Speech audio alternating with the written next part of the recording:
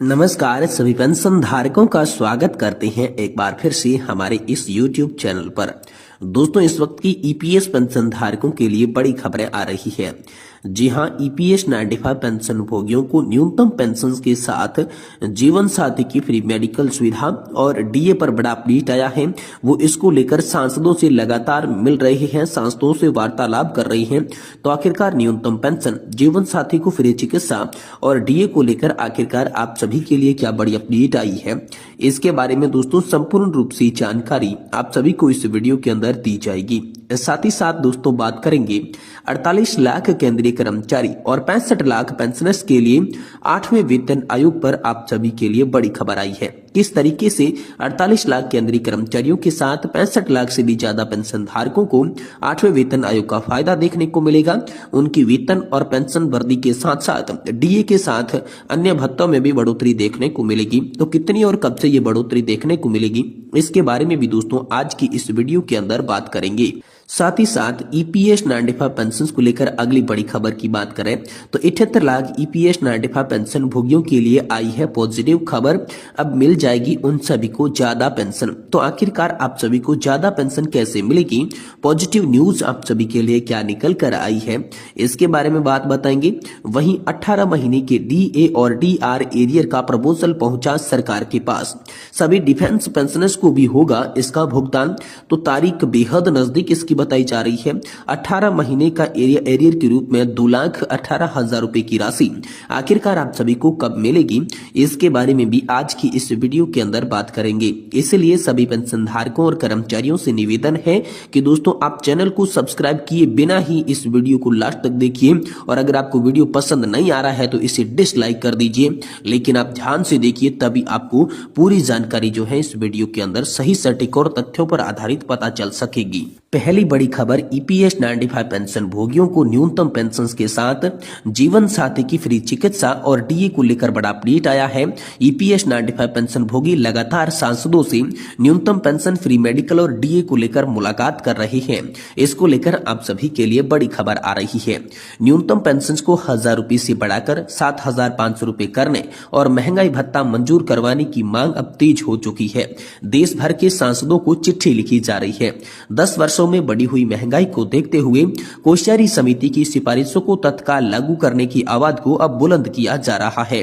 EPS 95 राष्ट्रीय संघर्ष समिति की ओर से हर जिला अध्यक्ष को यहां पर मेमोरंडम तैयार करके भेजा जा रहा है। जिला कमेटी के पदाधिकारी अपना अपना नाम लिखकर सांसदों से भेंट कर रहे हैं। पत्र में लिखा है कि ईपीएस 95 राष्ट्रीय संघर्ष समिति देश भर के 78 लाख पेंशन धारकों की अग्रणी संस्था है, जिसमें देश के 27 राज्यों में पेंशन धारकों के लिए कल्याण हेतु निरंतर कार्यक्रम चलाए हैं। संसदीय क्षेत्र के हम पेंशनर्स निवासी हैं। अवगत कराना है कि कर्मचारी पेंशन योजना 95 पेंशन धारकों को सार्वजनिक उपक्रमों, सहकारी और निजी संस्थानों में 30 से 35 वर्ष सेवा करने के उपरांत व पेंशन फंड में शासकीय नियम के अनुसार 417 रुपए, 541 रुपए, 1250 रुपए अंशदान करने के बाद भी आज औसतन मात्र 1170 रुपए की मासिक पेंशन मिल रही है। इतनी कम पेंशन में कोई वृद्ध दंपति कैसे गुजारा कर सकती है। वर्ष 2013 में कोश्यारी समिति ने 3,000 रुपए मासिक पेंशन एवं महंगाई भत्ता दिए जाने की सिफारिश की थी, परंतु सन 2014 में न्यूनतम पेंशन बिना महंगाई के मात्र 1,000 रुपए निर्धारित की गई है, जबकि 36 लाख से अधिक पेंशन धारकों को अभी भी 1,000 रुपए से कम की पेंशन मिल रही है।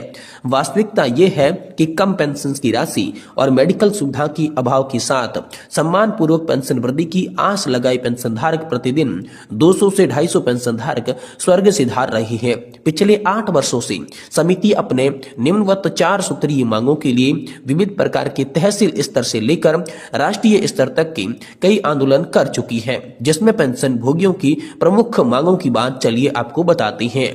पहली मांग है न्यूनतम पेंशन को 1,000 रुपए से बढ़ाकर 7,500 प्लस महंगाई भत्ता मंजूर किया जाए। ये उचित मांग कोश्यारी समिति राज्यसभा पिटीशन 147 की सिफारिश के अनुसार 10 वर्षों से बढ़ी हुई महंगाई को देखते हुए की गई है। दूसरी है ईपीएस पेंशनरों और उनके जीवन साथी को मुफ्त चिकित्सा सुविधाएं। तीसरी है सभी पेंशन धारकों को बिना किसी भेदभाव के सुप्रीम कोर्ट के 2 प्रमुख आदेश 4/10/2016 और 4/11/2022 के अनुसार वास्तविक वेतन पर उच्च पेंशन का लाभ मिले। और चौथी और अंतिम मांग है कि जो भी लोग ईपीएस नाडीफा पेंशन योजना के अंदर शामिल नहीं है, जो कि गैर ईपीएस पेंशनर है, उनको 5,000 रुपए की मासिक पेंशन जो है वो प्रदान की जाए। तो ईपीएस पेंशनर्स पीएम मोदी से भी 2 बार मिल चुके हैं। जी हां दोस्तों, पिछले 8 वर्षों के दौरान समिति के राष्ट्रीय नेताओं ने हेमा मालिनी जी की अगुवाई में प्रधानमंत्री नरेंद्र मोदी जी से 2 बार मुलाकात की है। तत्कालीन श्रम मंत्री संतोष गंगवार व भूपेंद्र यादव एवं वर्तमान में मनसुख मांडविया व वित्त मंत्री निर्मला सीतारमण से बैठकर पेंशन धारकों की मांगों को मंजूर करवाने हेतु बैठकें भी हुई तथा सभी स्तरों पर आश्वासन भी मिले। इसके अतिरिक्त प्रत्येक मंत्री सांसद को ज्ञापन देकर पेंशन धारकों की पीड़ा से अवगत करवाया गया है। विभिन्न दलों के सांसदों ने दोनों सदनों में यह मसला अनेकों बार संसद में उठाया।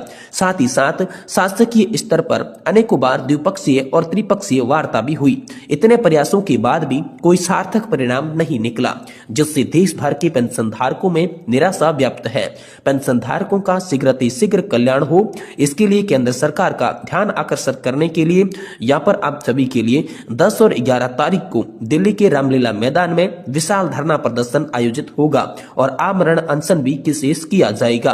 विशेष अनुरोध है कि मानवीय आधार पर पेंशन धारकों की आवाज संसद के वर्तमान सत्र में उठाकर तथा प्रधानमंत्री और श्रम मंत्री से मिलकर कोई ठोस कार्रवाई का कष्ट करें, ताकि पेंशन धारकों को मजबूरन कोई आंदोलन न करना पड़े। हम सभी अपने आजीवन आप सभी के कृतज्ञ रहेंगे। ये दोस्तों पेंशन धारक जो है वो तमाम तरीके की बातें सांसदों से मिलकर बता रही है, सांसदों को पत्र लिखकर बता रही है कि तमाम तरीके की बातें हो चुकी है, हमें आश्वासन मिल चुके हैं, प्रधानमंत्री मोदी से 2 बार मिल चुके हैं, राज्यसभा और लोकसभा के अंदर हमारी मांगें उठ चुकी है, लेकिन सिवाय आश्वासन की हमारी एक भी मांग पूरी नहीं की गई है और पेंशन धारकों को किसी भी प्रकार का कोई भी लाभ नहीं हुआ है। ये तमाम तरीके की मांगे जो है वो पेंशन धारक इन दिनों सभी सांसदों से कर रहे हैं, जो कि चिट्ठियों और पर्सनली तौर पर मिलकर आप सभी के लिए की जा रही है। तो ये बड़ी खबर दोस्तों आप सभी के लिए हाल फिलहाल में निकलकर सामने आ चुकी है। वहीं दोस्तों 18 महीने के डीए और डीआर एरियर का प्रपोजल पहुंचा सरकार के पास। सभी डिफेंस पेंशनर्स को भी होगा इसका भुगतान। तो दोस्तों आखिरकार तारीख नजदीक बताई जा रही है। इस दिन आप सभी को 18 महीने का डीए एरियर का 2,18,000 रुपए मिलेगा। इसको लेकर दोस्तों इन दिनों आप सभी के लिए बड़ी खबरें निकल कर आई है। तो इसकी दोस्तों बात करें तो केंद्र सरकार के सभी कर्मचारी और पेंशन भोगी डीए एरियर के यहाँ पर लाभार्थी होने वाली है, जिसकी जो अवधि बताई जा रही है जनवरी 2020 से जून 2021 तक का जो 18 महीने का एरियर की अवधि बताई जा रही है। और दोस्तों वर्तमान डीए और डीआर की दर की बात करें तो दोस्तों जुलाई 2024 से 53% डीए है।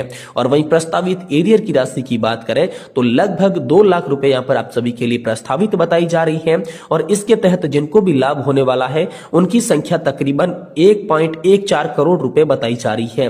और कुल अनुमानित जो खर्चे की बात बताई जा रही है वो लगभग 2 लाख करोड़ रुपए होने वाले हैं। और दोस्तों 18 महीने के डीए एरियर मिलने की अभी तक कोई भी संभावित तारीख तय नहीं हुई है, इसलिए अनुरोध किया जा रहा है कि यहाँ पर कर्मचारियों और पेंशन धारकों का कोरोना काल के दौरान रोका गया 18 माह का डीए और डीआर का एरियर जो है वो जल्दी से जारी की जाए, जिसमें डिफेंस के भी पेंशन भोगियों को इसका भुगतान जल्द से जल्द किया जाए। वहीं उच्च अधिकारी के एक पेंशन धारक को यहाँ पर तकरीबन 2,18,000 रुपए की राशि मिलेगी। वहीं अलग अलग योगदान और अलग अलग डीए बेसिक के हिसाब से मिलने वाला है। तकरीबन यहाँ पर हर पेंशन धारक के खाते में 1 लाख से लगाकर 2 लाख रुपए के बीच की राशि ट्रांसफर होगी, जिससे उन्हें बड़ी राहत मिलेगी। तो 18 महीने की डीए एरियर को लेकर अब सरकार के पास प्रपोजल पहुंचा है कि सरकार जल्दी से जल्दी 18 महीने के डीए एरियर को लेकर पेंशन धारकों और कर्मचारियों के लिए कोई बड़ा फैसला जरूर ले।